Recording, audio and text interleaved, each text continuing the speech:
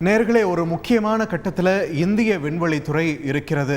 Aditya L1 என்று சூரியனை நோக்கி பாய்ந்த அந்த செயற்கைக்கோளானது கடந்த செப்டம்பர் 2ஆம் தேதி இங்க நம்ம ஸ்ரீஹரிகோட்டால இருந்து வெற்றிகரமாக விண்ணில் ஏவப்பட்டது.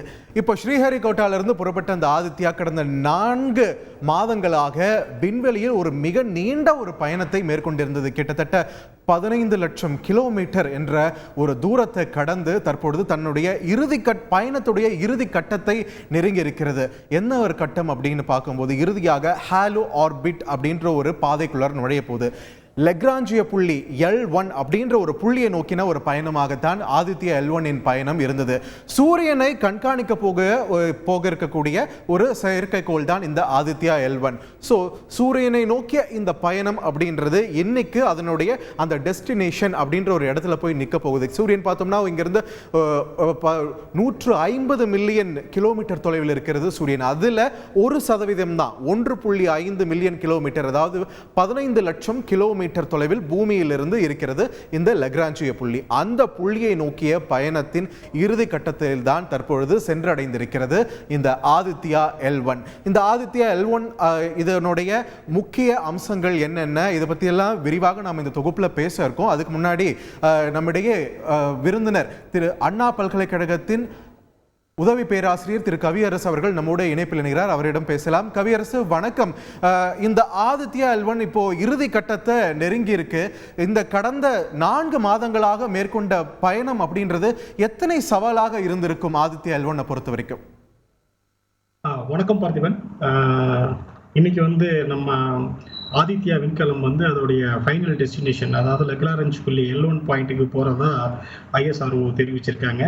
இந்த பயணமே ஒரு சுவாரஸ்யமான பயணம் தான். நீங்க சொன்ன மாதிரி கிட்டத்தட்ட ஒரு 4 வருஷம் ஸ்பேஸ்ல ஒரு ஸ்பேஸ் கிராஃப்ட் டிராவல் பண்றது நம்ம கனவுல கூட இமேஜின் பண்ணி பார்க்க முடியாத ஒரு ஒரு ஒரு பெரிய விஷயம். உதாரணத்துக்கு சொல்லணும்னா, இப்போ நீங்க வெளில போயிட்டு வானத்தை பார்த்தீங்கன்னா அந்த சேட்டலைட் எங்க இருக்குன்னே உங்களுக்கு தெரியாது.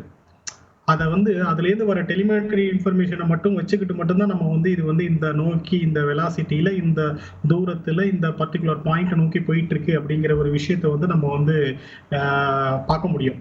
அப்படிப்பட்ட ஒரு விஷயத்த நம்ம ISRO இன்னைக்கு ஒரு சாதனையா பண்ணிக்கிட்டு இருக்காங்கன்னா அது ஒரு அடித்தளம் ஒரு சரியான அடித்தளம் அமைஞ்சிருக்கு. அதை நம்ம ஃபர்ஸ்ட் இந்த இதுல பாராட்டியே ஆகணும். அடுத்தது இப்ப இத்தனை 4 மாதங்களாக விண்வெளியில பயணப்பட்டு இருக்கீங்களா? இந்த 4 மாதங்களா பயணப்படும் போது அதுல இருக்கிற எலக்ட்ரானிக்ஸ் எல்லாம் எப்படி இருக்கு அப்படிங்கிற ஒரு விஷயத்த நம்ம பார்க்கணும். ஏன்னா 4 மாதங்களுக்கு அப்புறம் இதுல இருக்கிற எலக்ட்ரானிக்ஸ் ஆக்டிவேட் பண்ண போறாங்க. அது மட்டும் இல்லாம இந்த ப்ரொபல்ஷன் மாடியூல் அப்படின்னு சொல்லுவாங்க, அந்த ப்ரொபல்ஷன் மாடியூலை ஆக்டிவேட் பண்ண போறாங்க, ஆன் பண்ண போறாங்க. 4 மாசத்துக்கு அப்புறம் அமைதியா இருந்துட்டு திருப்பி அந்த விண்கலத்தை ஃபயர் பண்ணும்போது அது என்ன மாதிரியான சூழ்நிலைகள்ல இருக்கும், அது ஒர்க் ஆகுமா இல்ல ஒர்க் ஆகாதா, அதோட எலக்ட்ரானிக்ஸ்கள்லாம் நல்ல விதமா இருக்குதா, இல்ல அதுல ஏதாவது பழுது ஏற்பட்டிருக்கா, இந்த மாதிரி விஷயங்கள்லாம் முக்கியமா நம்ம இந்த இடத்துல உற்று நோக்கணும். அதுதான் இன்னைக்கு ஒரு கிரிட்டிக்கலான ஒரு பாயிண்டா இருக்கு.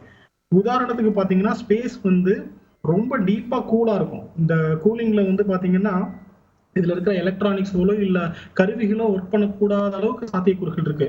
நமக்கு ஆல்ரெடி தெரிஞ்சிருக்கும், நம்மளுடைய சந்திரயானுடைய லைஃப் ஒரு வாரத்துக்கு அப்புறம் அதோடைய லைஃபே கடும் குளிர்னால செயலிழந்துட்டு இல்லையா? இந்த மாதிரியான சாத்தியக்கூறுகள்லாம் இருக்கு.